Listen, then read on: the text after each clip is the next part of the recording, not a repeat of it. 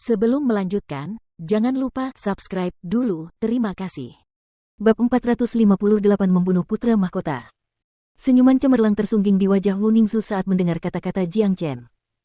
Tanpa ragu, dia terbang menuju medan perang, meletakkan tangannya di sitar, dan melepaskan gelombang cahaya ke arah musuh. Aduh! Dua teriakan sedih dan menyedihkan langsung terdengar. Hanya dengan satu serangan ini, dua prajurit jiwa tempur terpotong menjadi dua dan tewas mengenaskan.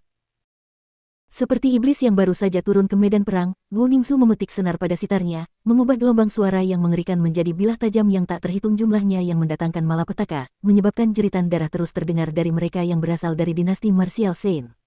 Wanita yang luar biasa. Siapa wanita ini?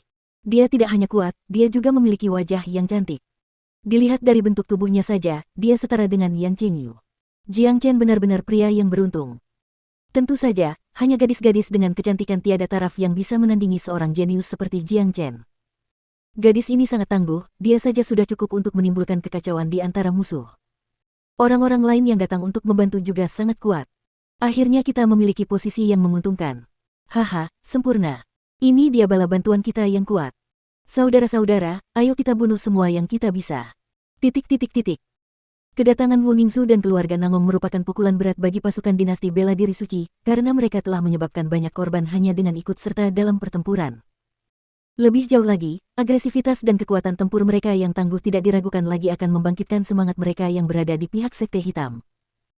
Meskipun dinasti Santo bela diri masih memiliki banyak prajurit jiwa tempur akhir, jauh lebih banyak daripada yang dimiliki Sekte Hitam, setelah Wu Ningxu dan para prajurit perkasa dari keluarga Nangong muncul, keunggulan mereka telah menghilang.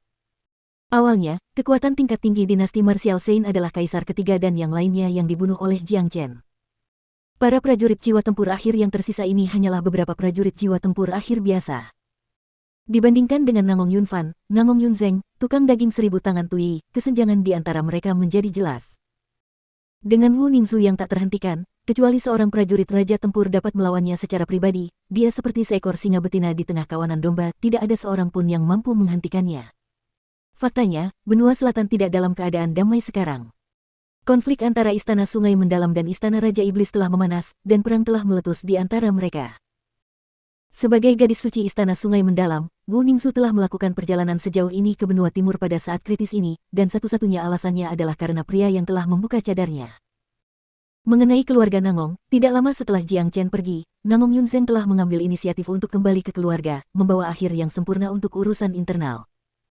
Dan, tepat pada saat itu, Nangong Wentian memberitahu mereka bahwa dia akan pergi ke benua timur, karena dia telah mengetahui tentang situasi antara Jiang Chen dan dinasti martial Shen sebelum datang ke benua selatan. Dia meramalkan bahwa setelah Jiang Chen kembali ke benua timur, akan ada banyak masalah yang harus dia hadapi. Jadi, dia memutuskan untuk pergi dan menawarkan bantuan. Ketika eselon atas keluarga Nangong mendengar ini, dipimpin oleh Nangong Yunzeng dan Tui, orang-orang ini memutuskan untuk pergi ke benua timur untuk membantu. Mereka berutang budi yang sangat besar kepada Jiang Chen, dan Nangong Yunfan bukanlah orang yang tidak tahu berterima kasih. Oleh karena itu, kelompok prajurit jiwa tempur ini mulai bergegas menuju benua timur, dan mereka akhirnya tiba ketika perang antara Jiang Chen dan dinasti martial Shen telah dimulai waktu yang tepat. Jika mereka tiba 1 jam lebih lambat, mungkin Sekte Hitam sudah akan dikalahkan. Wonderhan Tousantune Wu Ningxu menjalankan reputasinya dengan baik. Nada-nada sitar yang mengerikan bergema di seluruh medan perang. Kemanapun dia pergi, bencana akan menimpa musuh. Dengan demikian, dia dan Raja Iblis Es menjadi dua eksistensi yang menyebabkan kerusakan paling besar pada dinasti martial Shen. Kakak Kasim sialan, cicipi satu lagi kentut hebat anjing tuan ini. Big Yellow tertawa sinis. Perubahan situasi yang tiba-tiba membuatnya sangat bersemangat, jadi dia berbalik dan mengarahkan pantatnya ke arah putra mahkota. Putra mahkota yang ketakutan menjadi panik, lalu dia melepaskan sinar pedang ke arah Big Yellow saat dia dengan cepat menghindar ke samping. Ledakan. Kentut si kuning besar benar-benar dapat mengejutkan langit dan bumi. Kekuatannya yang dahsyat langsung menghancurkan sinar pedang yang dilepaskan oleh putra mahkota, dan udara hijau melesat keluar seperti bola meriam. Pada saat ini, seluruh medan perang dipenuhi dengan bau yang menyengat. Apa-apaan? Big Yellow, berhenti lakukan itu. Bau sekali. Han Yan tidak dapat menahan diri untuk tidak memarahi Big Yellow. Ia benar-benar tidak dapat berkata apa-apa ketika berhadapan dengan anjing ini. Sebagai seekor kuda naga yang memiliki garis keturunan bangsawan dan bergengsi, Big Yellow dapat membangkitkan semua jenis kemampuan bawaan, tetapi ia justru memiliki kemampuan bawaan yaitu kentut. Tidak hanya itu, kentutnya sangat bau dan keras, dan tidak ada yang dapat menahan serangan ini. Putra mahkota menggertakkan giginya erat-erat. Kebenciannya terhadap Big Yellow membuatnya merasakan keinginan kuat untuk mencabik kulitnya dan memasaknya hidup-hidup. Namun, setelah bertarung dengannya begitu lama, Putra Mahkota menyadari bahwa mustahil baginya untuk membunuh Big Yellow dengan kemampuannya saat ini. Jadi, tidak mungkin baginya untuk membalas dendam atas penghinaan yang diterimanya. Namun tak lama kemudian, mata Putra Mahkota tertuju pada Yan Chenyu yang tidak jauh darinya, dan tatapan penuh kebencian langsung muncul di matanya. Gadis inilah yang menyelimuti kehidupan indahnya dengan selimut gelap. Setiap kali memikirkan Yan Chenyu, Putra Mahkota tidak akan mampu mengendalikan emosinya. Jalang. Kau harus mati untukku sekarang. Putra Mahkota meraung marah saat ia menyerang Yan Chenyu. Ketika dua prajurit jiwa tempur akhir yang bertarung dengan Yan Chenyu melihat ini, mereka segera mundur karena mereka tahu tentang kebencian antara Putra Mahkota dan Yan Chenyu. Kasim sialan. Yan Chenyu mendengus dingin. Ia melambaikan tangannya dan melepaskan awan kristal es tajam ke arah Putra Mahkota. Mendengarnya berkata, Kasim sialan, Putra Mahkota langsung marah. Matanya langsung berubah menjadi merah, dan ia meraung dengan gila saat ia melepaskan serangan ke arah Yan Chenyu. Namun sayang, Yan Chenyu tidak lagi sama seperti dulu, dan Putra Mahkota juga bukan Putra Mahkota yang sama.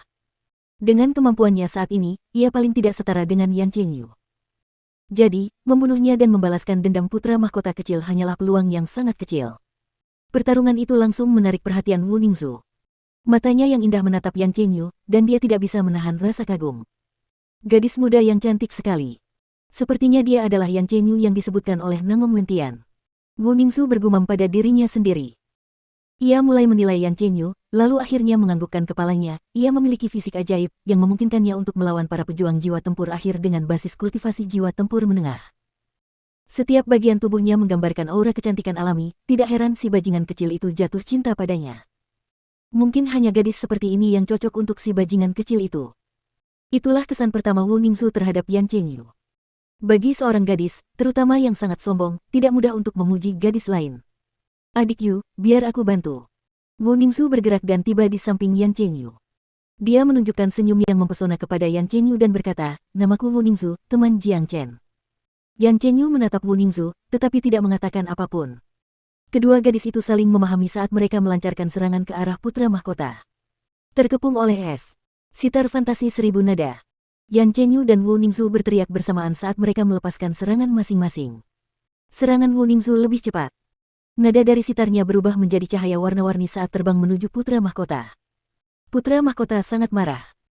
Ia menyerang dengan pedangnya, tetapi ia tidak dapat menahan serangan Wu Ningzu. Pedangnya terlepas dari tangannya, dan gelombang suara yang menakutkan itu bahkan melukai jiwanya dengan parah. Puh! Serangan itu menyebabkan Putra Mahkota memuntahkan darah, dan auranya menjadi layu. Dan tepat pada saat ini, serangan Yan Chenyu tiba. Udara dingin menutupi seluruh tubuh Putra Mahkota seperti selimut besar. Putra Mahkota telah kehilangan semua kemampuan untuk bertahan melawan serangan Yan Chenyu, jadi dia segera berubah menjadi patung es membeku sepenuhnya. Mati! Kedua gadis itu berteriak bersamaan dan sekali lagi menyerang bersama. Wu Ningzu melepaskan gelombang cahaya, sementara Yan Chenyu melepaskan pedang es. Kedua serangan itu mengenai tubuh Putra Mahkota secara bersamaan. Di bawah serangan gabungan kedua gadis ini, Putra Mahkota yang malang itu tidak dapat menahan satu serangan pun, dan teriris menjadi 3 bagian. Karena ia membeku saat terbunuh, ia bahkan tidak dapat mengeluarkan satu suara pun. Wu Ningzu dan Yan Chen saling pandang dan tersenyum. Setelah itu, mereka langsung berlari ke berbagai bagian medan perang. Ini adalah pertama kalinya mereka bertemu, dan pertama kalinya mereka bekerja sama. Putra Mahkota sudah meninggal. Seseorang berteriak, hanya membawa kekacauan yang lebih besar bagi pasukan dinasti Martial Saint, yang sudah berada di pihak yang tidak menguntungkan. Putra Mahkota sudah mati, dia adalah pemimpin mereka, tetapi bahkan dia telah terbunuh. Apakah mereka masih bisa memenangkan perang ini? Kematian Putra Mahkota membawa pukulan telak bagi dinasti Martial Saint. Pada saat ini, semangat juang berada di pihak Sekte Hitam. Meskipun jumlah orang Sekte Hitam lebih sedikit, semangat juang mereka masih tinggi. Di sisi lain, para prajurit dinasti Martial Saint bertingkah seperti ayam yang basah kuyup, mereka telah kehilangan semua semangat juang mereka. Anakku. Di langit, ketika Kaisar Kekaisaran melihat putranya terbunuh, dia meraung marah dan melepaskan sinar energi ke arah Wu Ningzu. Namun, sinar itu dihalangi oleh Wu Jiu. Kaisar Kekaisaran, lawanmu adalah aku. Wu Jiu berkata sambil mencibir. Wu Jiu, jangan menghalangi jalanku. Aku harus membunuh kedua wanita jalang yang membunuh anakku. Kaisar Kekaisaran berteriak. Putra Mahkota memang pantas mati. Kalau bukan karena dia, semua ini tidak akan sampai ke tahap ini. Terlebih lagi, dia sudah dikebiri, jadi apakah kamu masih ingin mengandalkannya untuk menjadi kaisar kekaisaran dinasti martial Shen berikutnya? Kata-kata Wu Jiu menyentuh titik paling sensitif kaisar kekaisaran, dan itu membuatnya marah. Dia mulai menyerang dengan lebih agresif. Di sisi lain, pertarungan antara Jiang Chen dan kaisar tua telah mencapai klimaksnya. Jiang Chen diserang seolah-olah dia telah mengamuk. Meskipun hanya dalam waktu singkat, 1.500 tanda naga lainnya telah terbentuk di tubuh Jiang Chen. Termasuk 10.000 tanda naga sebelumnya, dia sekarang memiliki total 11.500 tanda naga.